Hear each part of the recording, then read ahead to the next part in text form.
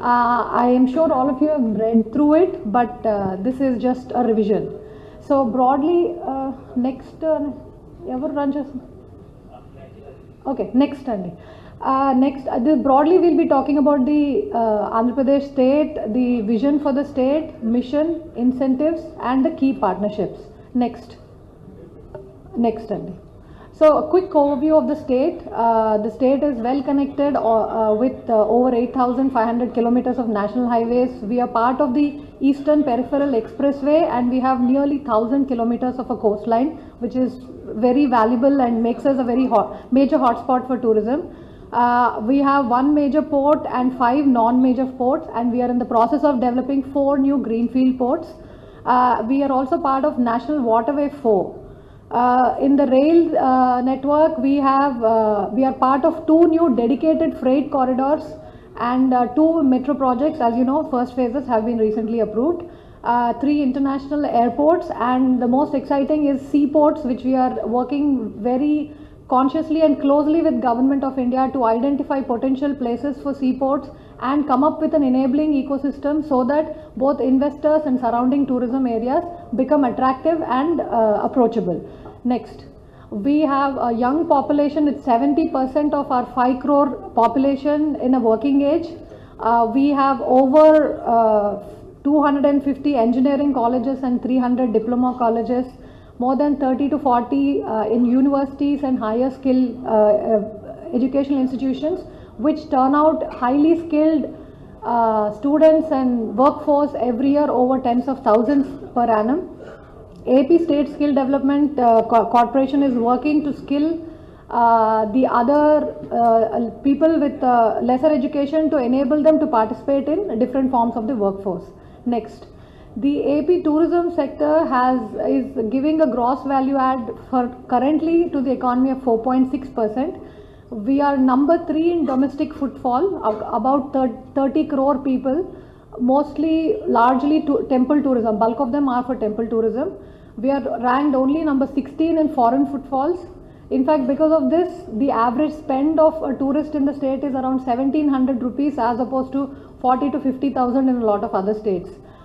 Employment contribution from tourism sector for the state is 12%, and 3,500 rooms we have currently in the inventory. In fact, tourism is a very important sector because it is one of the most highest potential for increasing employment at all skill levels. So that is one of the major reasons the government is focusing on it. Next. So we have identified the key challenges for the sector's growth. One is, of course, the skill development, the low share of high spending tourists, as I already mentioned, limited expansion beyond religious tourism. Most of our tourists are pilgrims, and they just come, visit the temple and go rather than spend more time. And this could be because of obviously a limited number of rooms available, lesser connectivity, poor connectivity, and of course wayside infrastructure. Andhra Pradesh geographically is a linear state which covers over 5 major cities outside the state are closely linked to the state.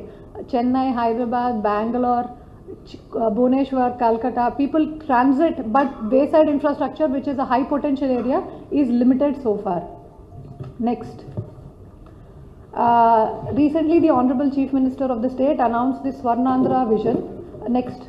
In that, the tourism vision for 2047 is to make India a premier hub make Andhra Pradesh a premier hub for India and the world with religious, spiritual, coastal, ecological and wellness experience. And we want to do this with the participation of communities, local communities, and ensure sustainable and ecological development. Next. So the goal for 2047 is to increase the employment opportunities from the current 12% to 20% with a sustainable and responsible manner, making sure that we protect delicate ecosystems and historic artifacts, bring about world-class infrastructure for connectivity as well as for tourist stays, increase the economic impact by increasing the gross value added from 4.6% to 20%, and make India the top 3 destination for, make Andhra Pradesh the top 3 destination for the country, both domestically and internationally. Next. So what does this mean in the next 5 years? What are our goals for the next 5 years? In the next 5 years, we have very targeted goals. We want to bring about 25,000 crores worth of private investment across various categories of tourist infra ecosystem. This will mean that we increase the room inventory from 3,500 to 10,000, and we increase the GVA from 4.6% to 8%. Make Andhra Pradesh within the top 10 states for foreign tourist arrivals.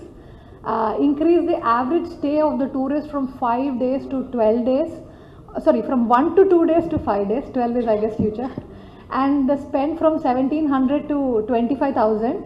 And bring about creating 5 lakh new jobs in the state for the tourism sector. Next, Tanya. We have come up with the next set of strategies for this, which is both to build about world-class infrastructure, both physical infrastructure as well as human resources. So these will be the strong foundation on which we will build, and we will create a diversified positioning and branding through sustainable mechanism and bring about a solid regulatory framework. Next, I'll go into the details now. The world-class infrastructure, as I was saying, expanding room inventory.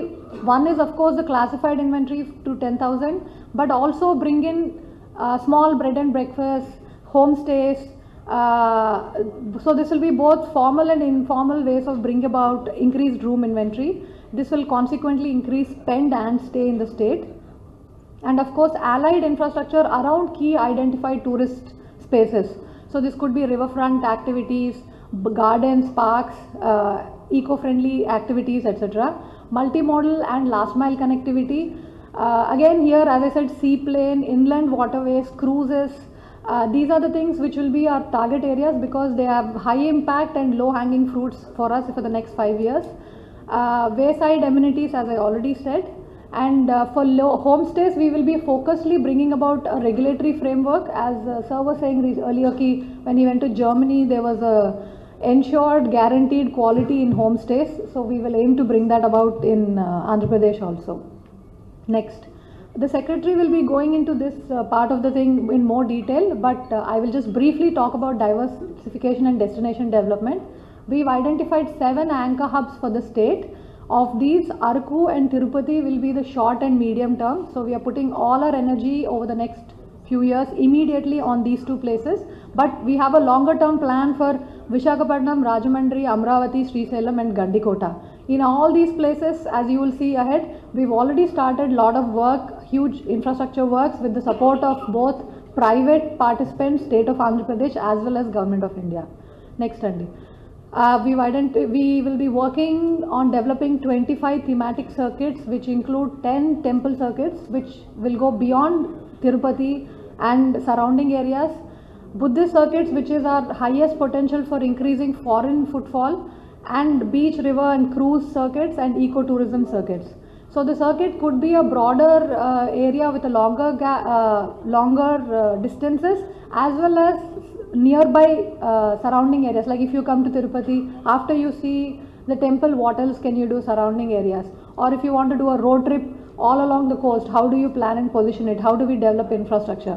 So it will be on a scale, varied amount of scale, catering to local, domestic and international tourists. So this kind of nuanced layering will be brought into the planning process so that it can have a comprehensive view. Next.